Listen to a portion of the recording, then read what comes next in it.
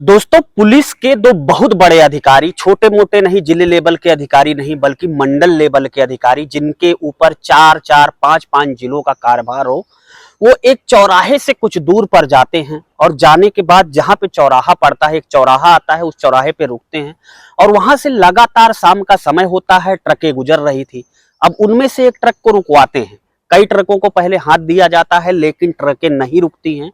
लेकिन एक ट्रक रुकती है तो वो लोग कहते हैं कि हमें आपकी ट्रक में सवार होना है। अब ट्रक वाला बड़ा अचंभे में पड़ जाता है, कहता है कि भैया हम ऐसे सवारी को नहीं बैठाते हैं।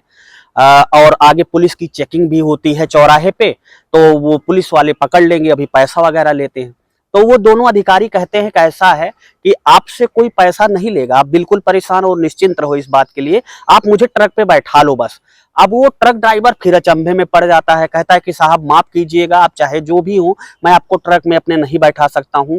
लेकिन जब ये दोनों अपना नाम बताते हैं, अपना पद बताते हैं कि मैं कहीं दूर का नहीं बल्कि यही बगल का एक जिला है, उस जिले में बड़ी पोस्ट पर तैनात हूँ, अच्छे पद पर तैनात हूं और पुलिस विभाग में ही कार्यरत हूं, अपना आई कार्ड वगैरह दिखाते हैं, तो वो ड्राइवर मान जाता है। अब उससे भी खुशी होती है ड्राइवर की, चलो भाई आगे चौराहे पर हमें ज्यादा पैसा देना पड़ेगा, 500 रुपये जाने का देना पड़ेगा, तो अब साहब ही बैठ गए हैं तो कोई दिक्कत ही नहीं है। वो ट्रक पर सवार हो जाते हैं, दोनों अधिकारी बैठ जाते हैं, उनके साथ एक सब इंस्पेक्टर बैठ जाता है। अब आगे चौराहे पर जाते हैं तो दोस्तों आगे जो चौराहे पर होता है वो पूरे भारतवर्ष में इस समय गूंज रहा है। सोचनीय विषय है और घूसखोरी का जो ये रैकेट का पर्दाफाश इन दोनों बड़े अधिकारियों ने किया है, निश्चित तौर पर ये दोनों बड़े अधिकारी बधाई के पात्र हैं और इनकी भूरी भूरी प्रशंसा लोग कर रहे हैं कि ऐसे अगर अधिकारी हो जाए तो आज के दौर में जितना भी दुनिया में, हमारे भारतवर्ष में, किसी भी प्रदेश, किसी राज्य, किसी जिले में जितना भी करप्शन फैला हुआ है, जितना भी भ्रष्टाचार फैला हुआ है, ये भ्रष्टाचार पूरी तरीके से समाप्त हो जाएगा।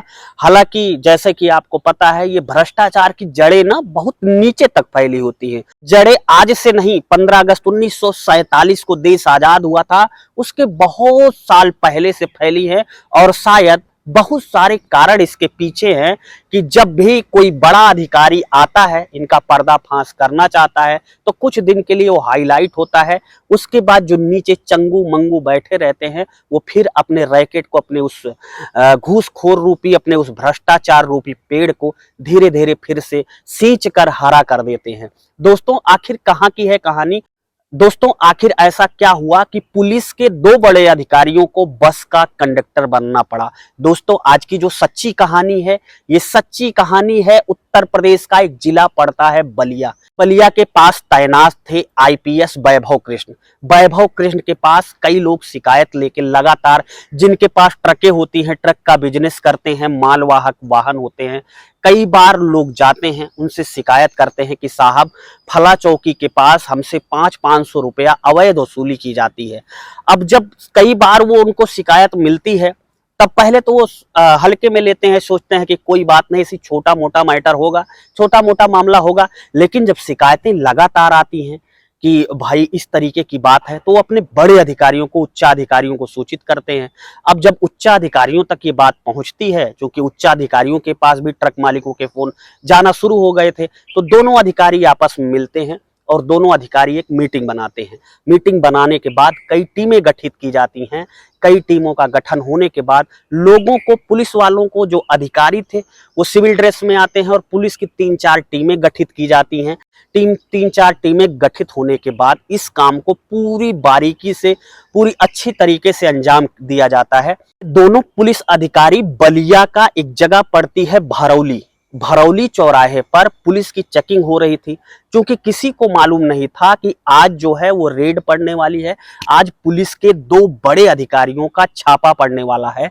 तो ये दोनों अधिकारी भरौली चौराहे से कुछ दूर, 2-3 किलोमीटर दूर उस पार चले जाते हैं जहां पर बिहार का बॉर्डर लगता है। बिहार के बॉर्डर के पहुंचने के बाद एक ट्रक पर सवार होते हैं, जो मैंने अभी कहानी के पहले बताया, और उस ट्रक में सवार होने के बाद वो भरौली के उस जगह पर पहुंचते हैं जहां पर ट्रकों की लाइन लगी हुई थी और अवैध वसूली की जा रही थी। अब वो अंदर ही बैठे थे ट्रक के, तो देखते हैं कि एक सिपाही आता है और सिपाही ट्रक वाले से कहता है कि भाई पैसा दो और अपनी ट्रक आगे बढ़ाओ। अब ट्रक वाला कहता है कि भाई साहब मैं तो पैसे नहीं दे रहा। अब वो पुलिस वाला रूप दिखाने लगता है, अपनी वर्दी की गर्मी दिखाने लगता है कि पैसा कहीं कैसे नहीं दोगे। तो वो कहता है कि भाई साहब मैं पैसा नहीं दूंगा।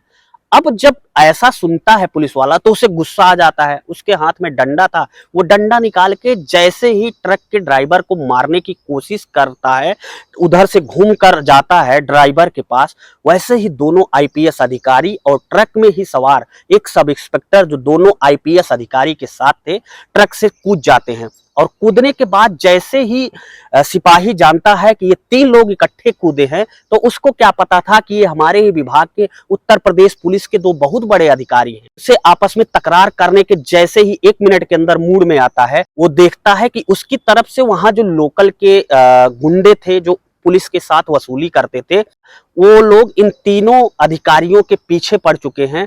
अब जब तीनों अधिकारी ये समझते हैं, 2 आईपीएस रैंक के बड़े अधिकारी और सब इंस्पेक्टर साहब जब तक पूरा मामला समझते हैं कि मामला बिगड़ ना जाए, क्योंकि इनके पास वर्दीधारी तो इस चौकी के हैं ही, बल्कि इनके पास गुंडे भी हैं सफेद पोश, जो कि सिविल ड्रेस में हैं, जिनका पुलिस विभाग से कोई लेना देना नहीं है।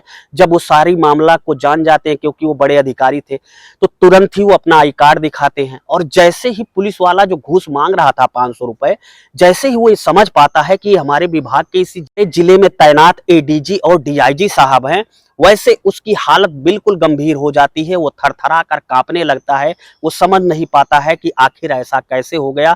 तुरंत ही दोनों अधिकारी उस सब इंस्पेक्टर के साथ और तुरंत ही पुलिस की जो टीमें इनके साथ अधिकारियों की लगाई गई थी, वो टीमें आ जाती हैं। टीमें बाकायदा सिपाही को गिरफ्तार करती हैं। और जब सिपाही से पूछताछ की जाती है तो सिपाही कुछ और लोगों को भी लाता है जो प्राइवेट में उनके साथ काम करते थे।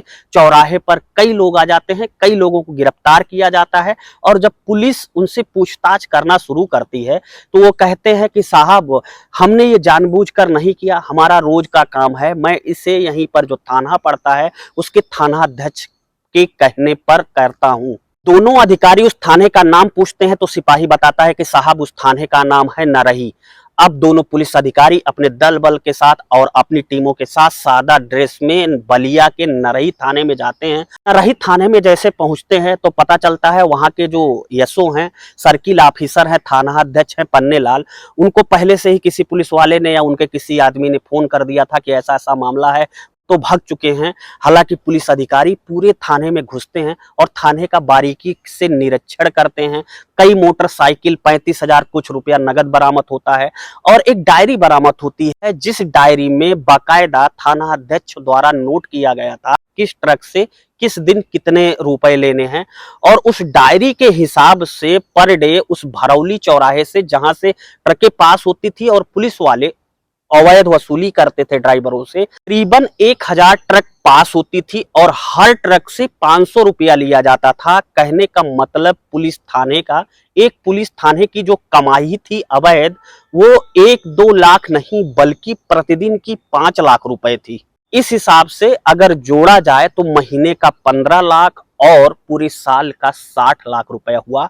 आप अंदाजा लगा सकते हैं कि किस तरीके से भ्रष्टाचार बड़े पैमाने पर किया जा रहा था। खैर थाना अध्यक्ष पन्ने लाल अब वहां से भाग चुके हैं, पुलिस उनको ढूंढ रही है, कई पुलिस कर्मियों को निलंबित कर दिया गया है।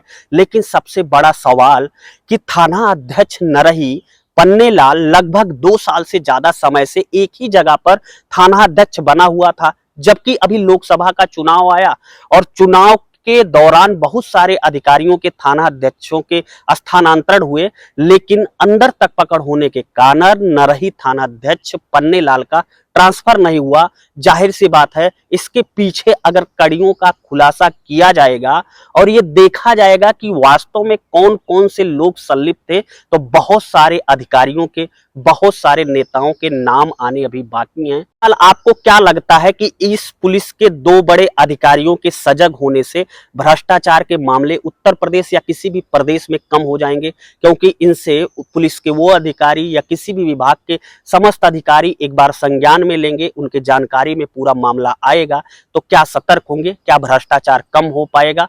क्या भ्रष्टाचार को पूरी तरीके से खत्म किया जा सकता है? आप अपनी राय कमेंट बॉक्स में जरूर बताएं। जय हिंद, वंदे मातरम।